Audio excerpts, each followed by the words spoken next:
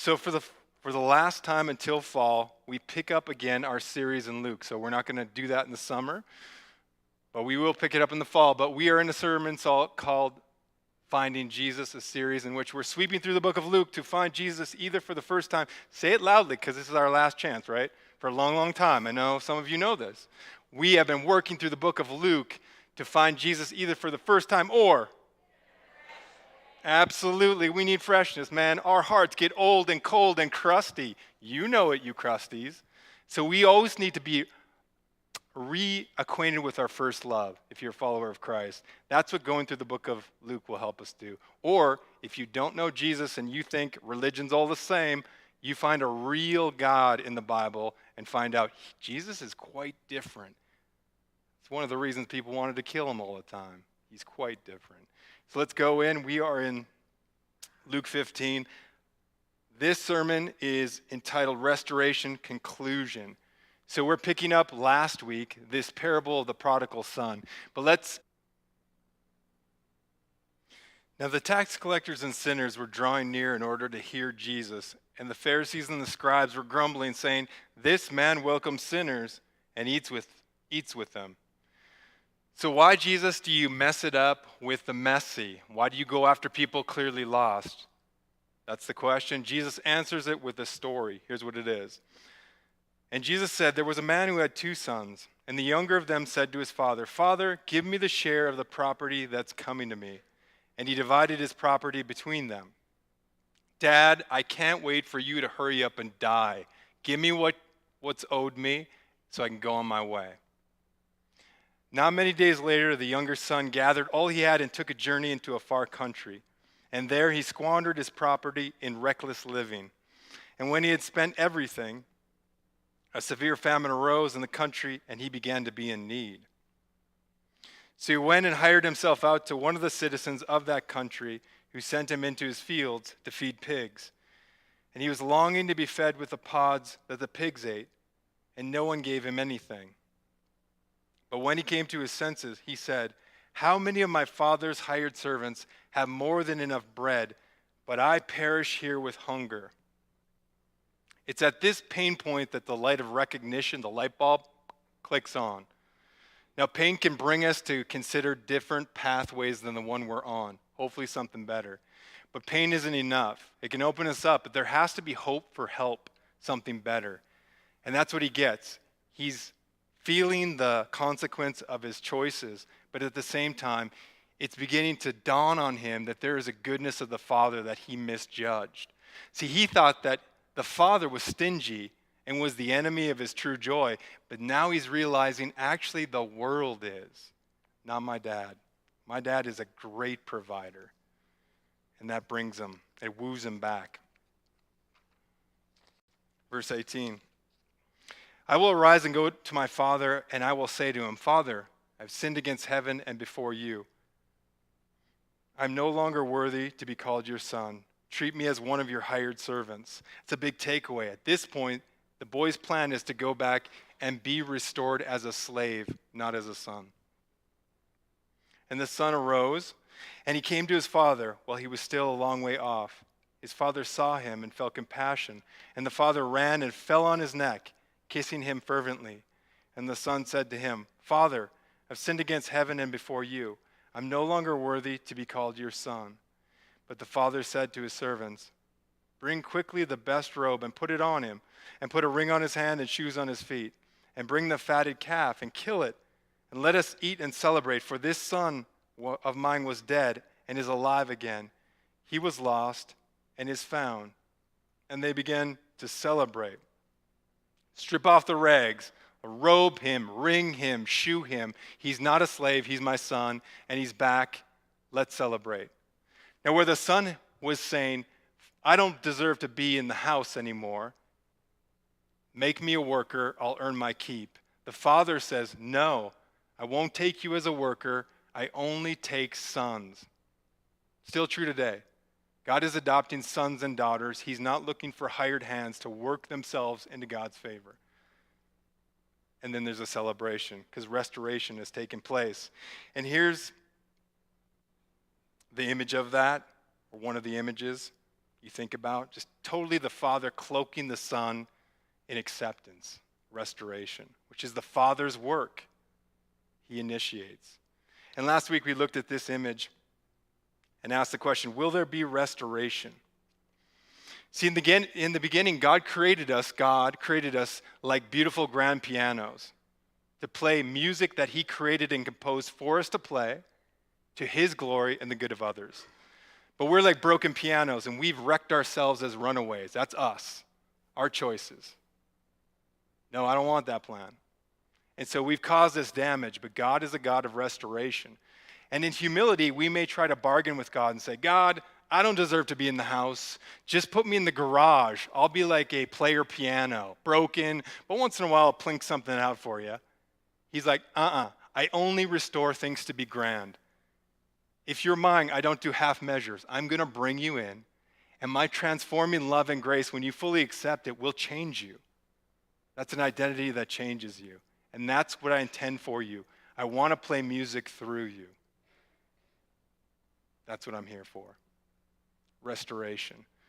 And we talked about how do you apply this message? This is all last week. Well, one of the most clear ways is to, in a moment of clarity and honesty like that young guy has, to say, am I a prodigal? Am I still a prodigal son? Like, have I received the restoration God has for me? Have I placed my faith in the work that Christ did on my behalf on the cross? Because temporarily, this is a weird thought, but Jesus is the Son of God. He's always been the Son of God. But for a moment, he traded his son status to become a slave so that we might become sons and daughters. But it has to happen on your behalf because you know I need that and I receive it. That's salvation. That's what Christianity is all about. It's not a club. It's not smells and bells and candles and scents. That's all good, if you like that.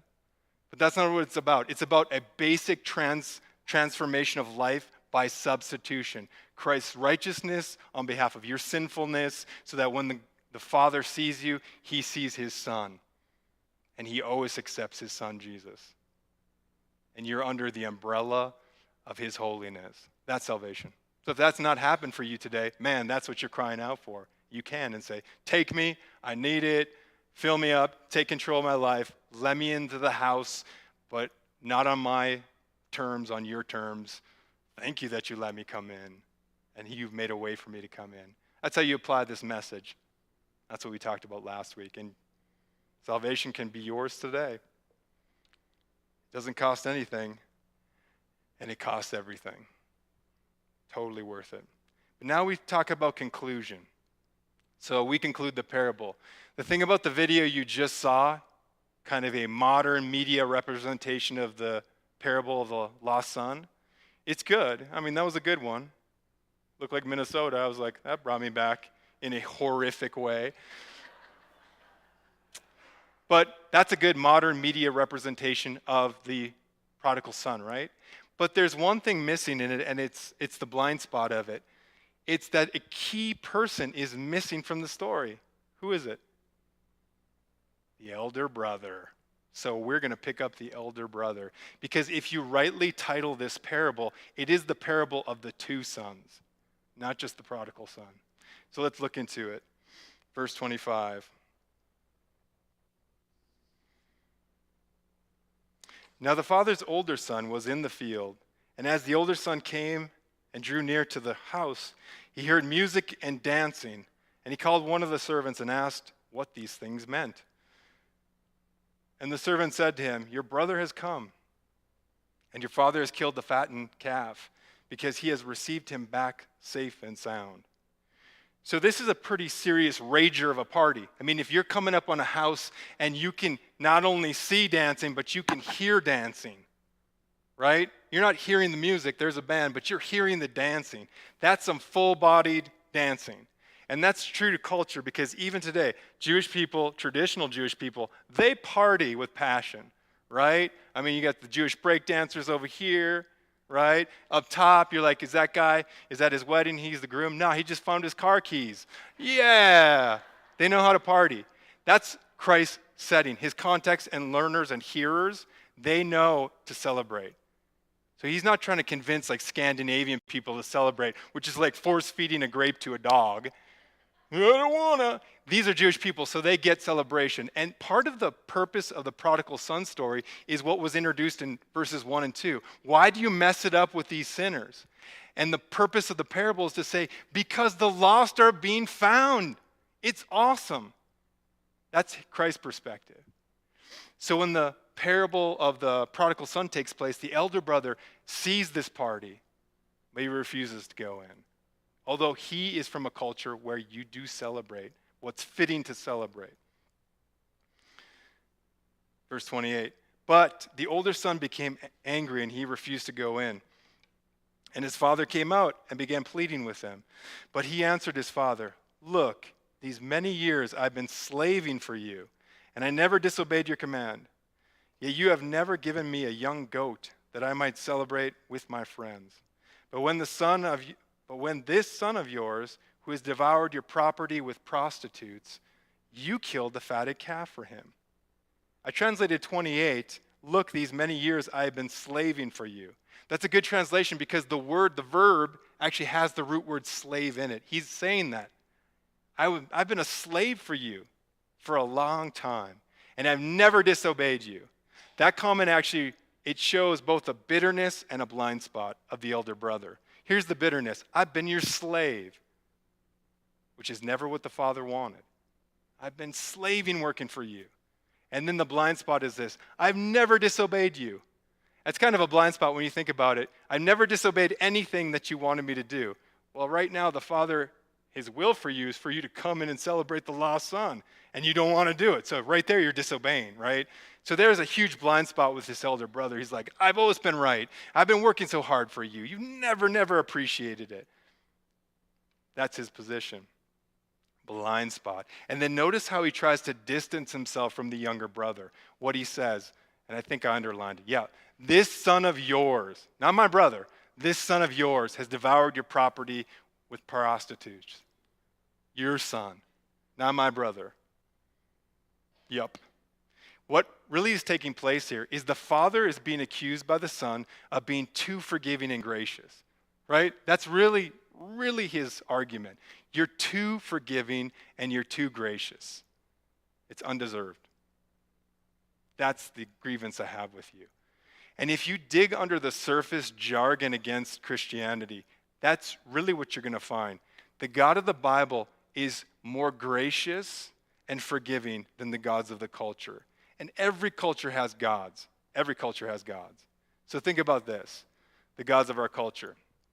The god of romantic love, let's call her Venus, is this.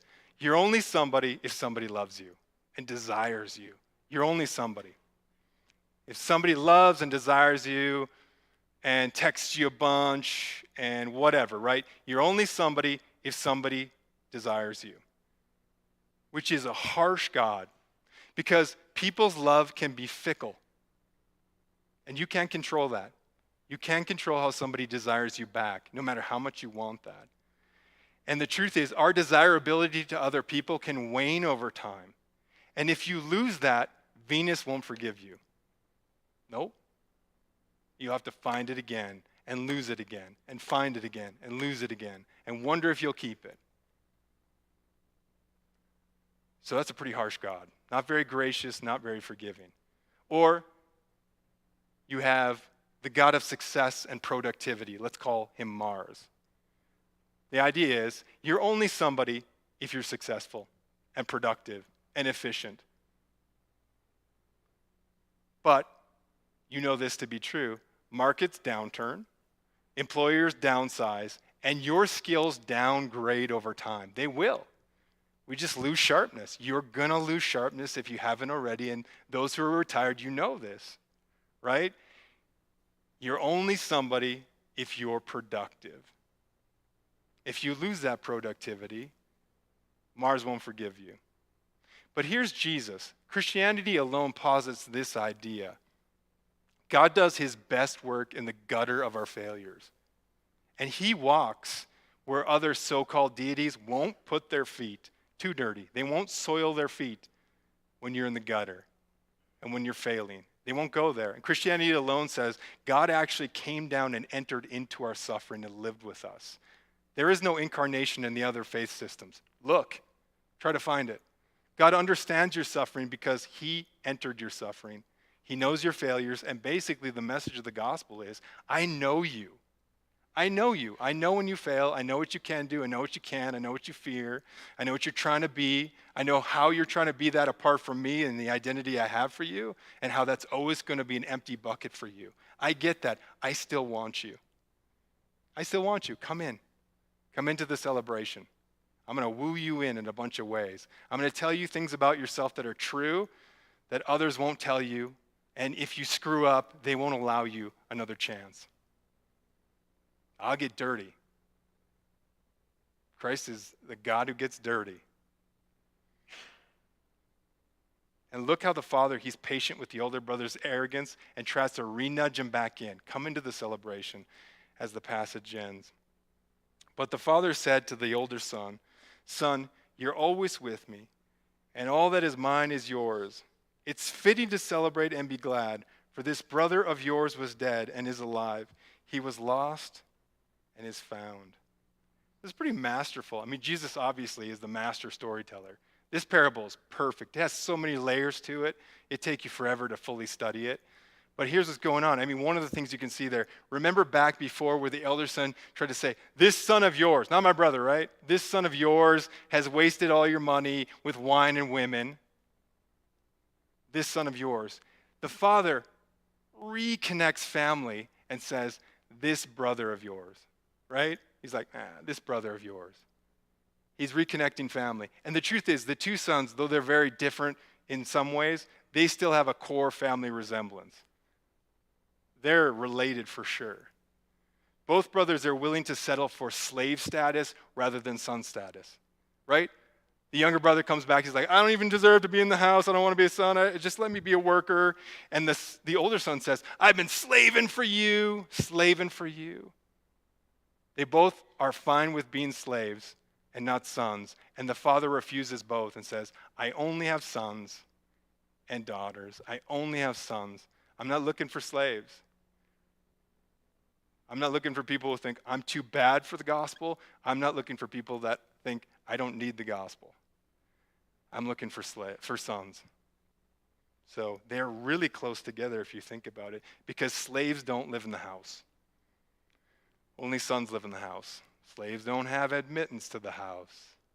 I said this before, we have a little tiny rental house in Glenwood Springs, and this week we've been screening renters for the next year, and in the rental listing, we just said no dogs. Now, to be clear, because I'm finding that about 80% of people in Colorado have dogs, if not 85, and maybe 90%.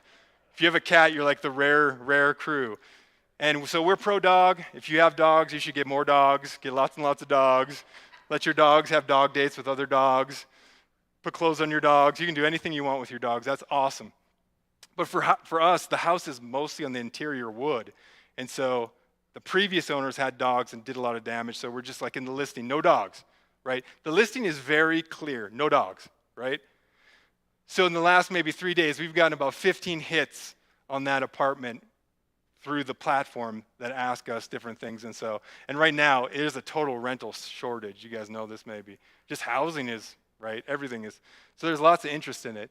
But out of that 15 people, about 10 people have dogs. So it's clearly no dogs, right? But they're writing me these long messages advocating for their dogs. It's a pretty simple concept, but they're advocating, really they're trying to bargain their dog into the house, is what they're doing. With all sorts of things like, my dog is obedient.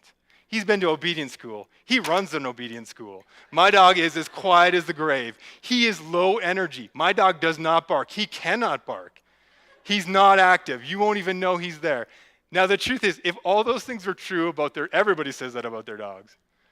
All right. If all those things were true about your dog, it would kind of make you wonder, why would you even want a dog? If that were the case, a beanbag chair would be a great pet for you. It's as comatose as the dog you're describing, right? So dogs are great. We're saying no dogs in that house. There's not going to be dogs in that house. They don't get into the house. They don't live there.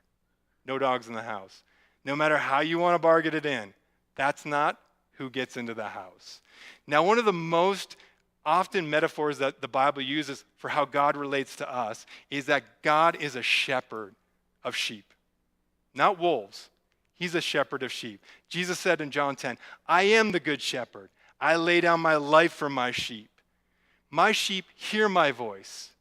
I know them, and they follow me. I'll give them eternal life, and no one will snatch them out of my hand. I am the good shepherd. Right? Now, what you have with the prodigal son, the younger son, is he's a wolf. And he knows he's a wolf. He's a lone wolf. He's bought into the lone wolf myth, and which has totally permeated our culture, especially for guys. If you look on Netflix and just go to the action-adventure genre, I'm going to tell you that 60% at least of those movies have a lone wolf character. You know this to be true. It's Mad Max, it's Denzel Washington in most of his movies. There's just a load of lone wolf archetypes in our media genre, just fully. And he's the dude, he's got like steel wool for a beard, he's huge, he's ripped, he's by himself, nobody understands him, he goes on his own. He's a hero, of course, but he does it the hard way, on his own terms. It's all BS. Think of real life. Nobody lives as a lone wolf and does well and flourishes. That's not how God intended it. Before there was even sin, God said to Adam, it's not good for you to be alone. You're not winning that way, right? So there's this lone wolf myth. The truth is, if you live as a lone wolf, you'll be isolated, and like the younger son off in that far country, you'll starve there. Because you were created for community. Everything else, sorry, that doesn't win long term. Just look at the real life lone wolves that you know, if you are one or somebody else. Are they winning? They're in these great relationships. They're investing in people, doing things that matter for the long term, for eternity. Nuh-uh. Lone wolf. Now, the cool thing about the prodigal son is he knows that's folly. And he comes back to the father. He's not arguing, I'm not a wolf. He's like, I am totally a wolf. I don't deserve to be in the house. Put me in a dog house. And the father says, no, I bring sons into the house. I'm going to remake you as a son. Right? Now, the older brother, he's way more nuanced. Right? He's a wolf. But he's gotten really good at wearing sheep's clothing, right? And that's his pride. His pride is, I so keep the rules that I've found a way to be righteous on my own. I'll keep those rules. I don't need a good shepherd. I'm a sheep already. And the father will confront that too, because Jesus, he's telling this parable to real people. The tax collectors love Jesus because they know in the culture they're wolves, they're outcasts. Because the culture tells them that all the time. You're a wolf. You're a horrible, horrible wolf. And so nobody has to convince them that. And when Jesus accepts them, it melts them. They're like, man, I'm beginning to realize you are God and you want me? That's a transforming love, right? So they come in. Now the Pharisees, they're the elder brothers.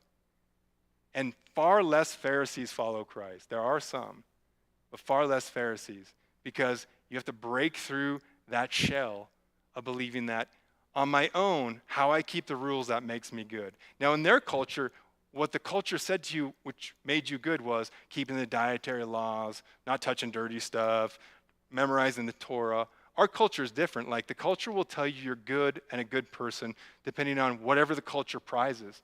If you live in a real liberal area, it'll be being super woke. If you're super woke, you do certain things, then you're acceptable. If you live in a super duper conservative area, it'll be like, if you're all about the flag and different things, and I'm for all, there's redeemable good stuff and all that. But ultimately, if you find your goodness in those behaviors, it's works righteousness.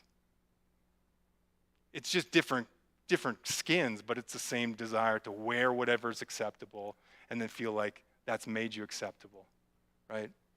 And so God is piercing through both of those and saying, I'm making people for myself, and only sons live in the house, not slaves.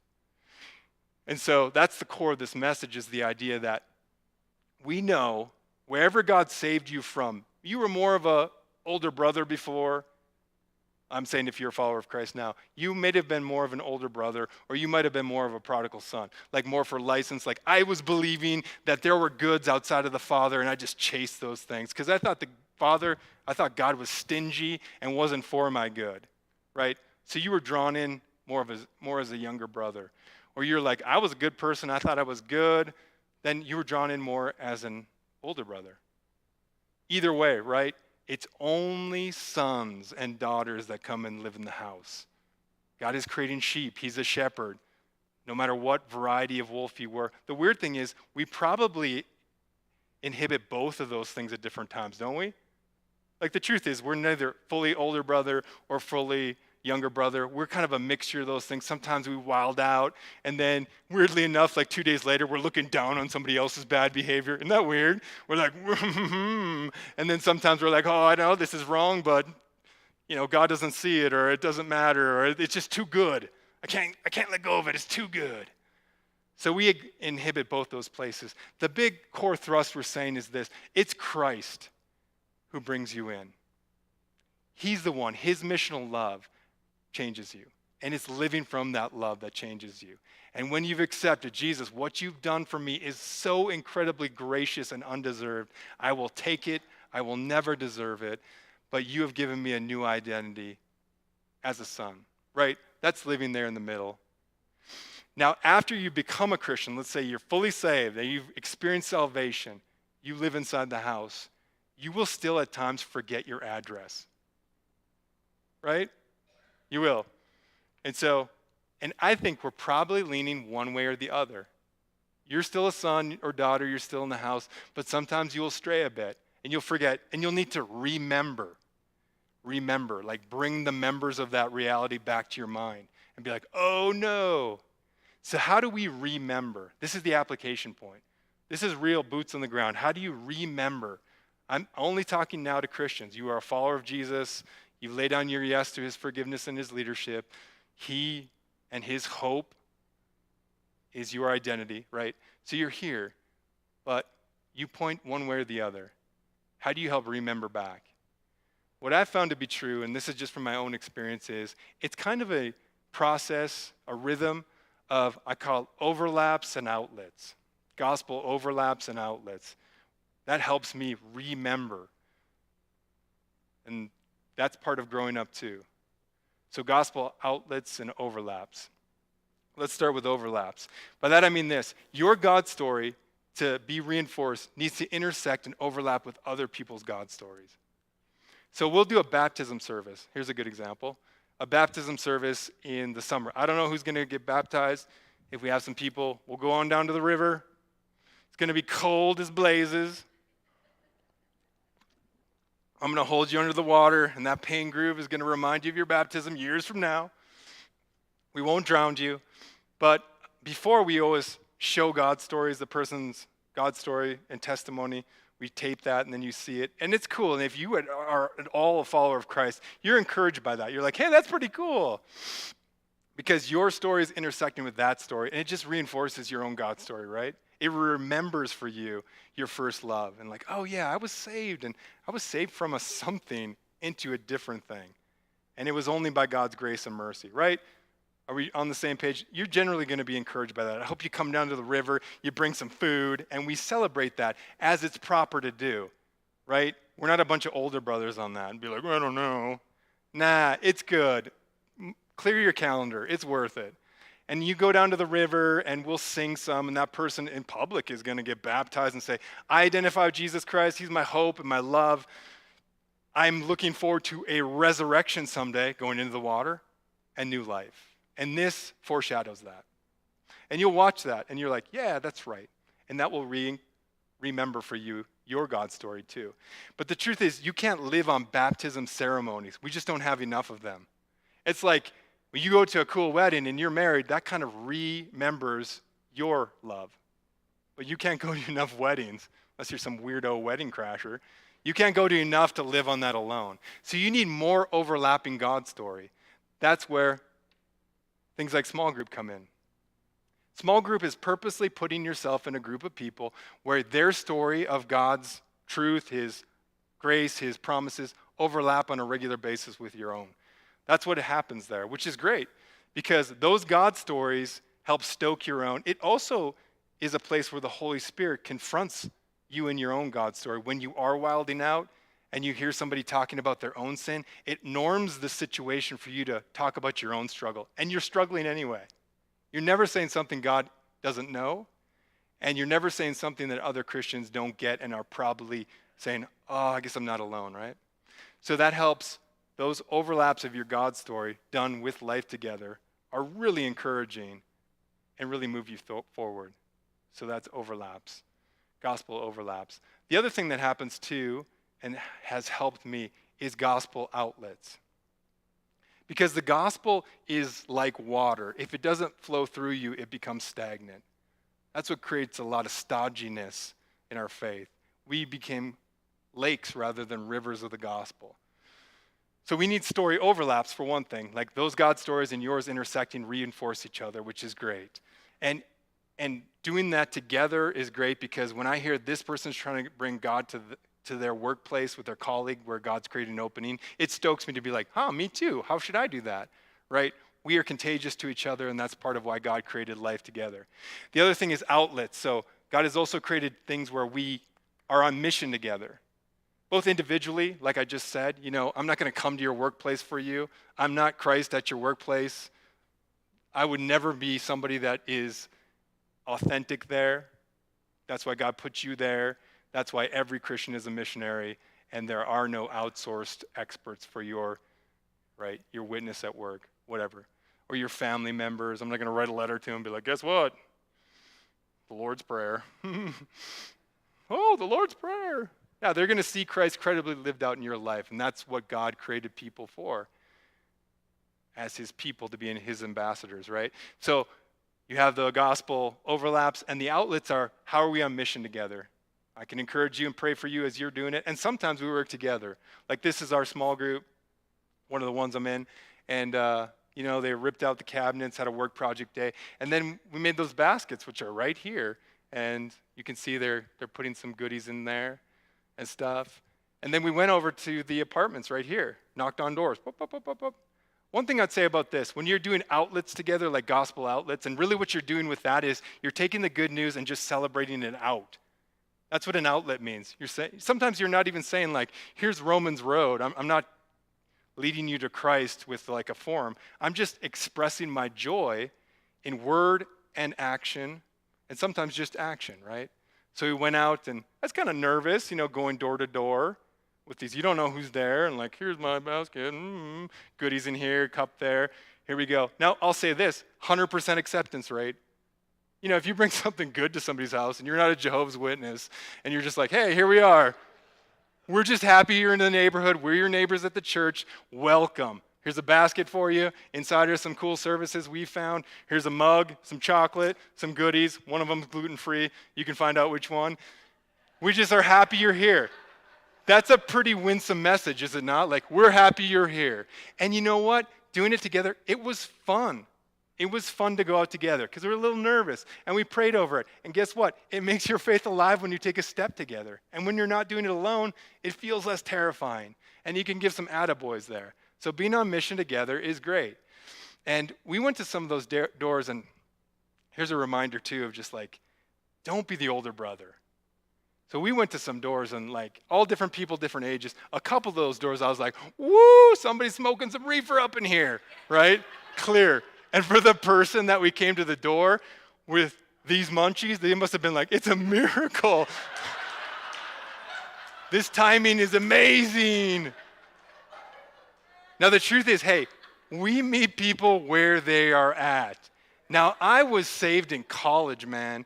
And yeah, I didn't smoke a bunch of weed. It wasn't legal. But, weed or getting hammered and whoring? Come on now. Like, we're all prodigal sons. We just forget that we were. And it's important. That's why we have an outlet for our story, is it puts us in conjunction with other people's lives who do not yet know Jesus. And if we're cocooned in a only Christians bubble, we just forget that. We forget, but by the grace of God, that was me. I'm no better than this person. And I know God has to create that light bulb situation, but if he does, I'm going to be a pre-ambassador for it, and then I'm going to be a helper afterwards with it. He has to birth the baby, but I can help raise it. And I can recommend the birth before. That's all we're doing. That's a gospel outlet. And it helps when we do it together. So there are ways, obviously, like the blog party, but there are a whole bunch of formal and informal ways for you to press into gospel overlap with people's stories. Like, let's do life together. Doesn't have to be a small group. There's a bunch of ways to do that. And then let's do some outlets together. And it doesn't have to be a block party.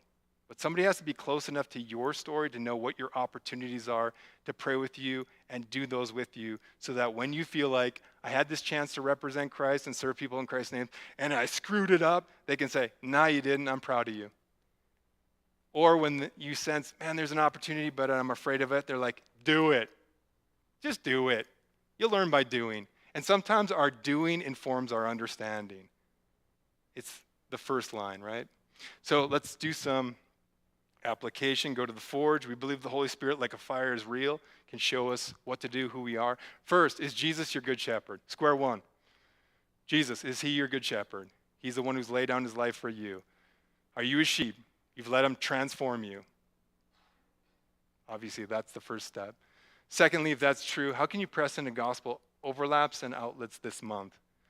Right? How can you get into those more regular rhythms where people's God stories as fellow believers are intersecting with yours? Whatever's going on in your life is on their radar. You're not like a coal that's been taken out of the fire. If you do that, I guarantee you, if you feel really dry in your faith, it's because you're not living with the other coals. Because this world's going to beat you down. There's way too many counter messages. You won't stay warm.